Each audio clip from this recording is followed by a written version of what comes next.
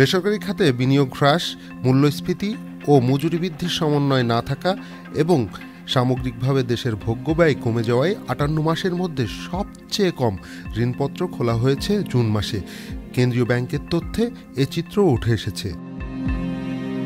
আমদানি কমে যাওয়ার জেরে আমদানি এলসির নিষ্পত্তিও প্রায় 4.5 বছরের মধ্যে সর্বনিম্ন অবস্থানে নেমে এসেছে।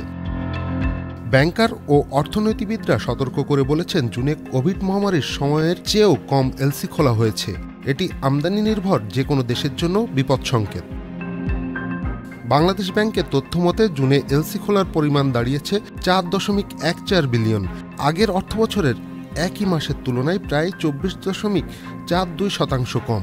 গত অর্থবছরের জুনে $5.47 বিলিয়ন এলসি খোলা হয়েছিল।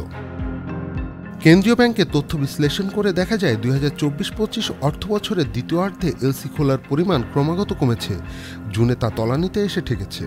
সর্বশেষ এর চেয়ে কম এলসি খোলা হয়েছিল 2020 সালের আগস্টে $3.7 বিলিয়ন।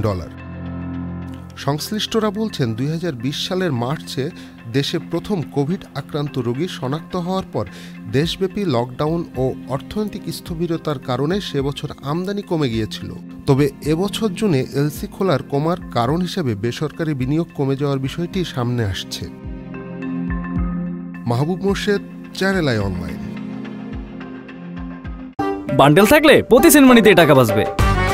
বিকাশ সেনমানি বান্ডেল কিনে জিতুন প্রতি লেনদেনে।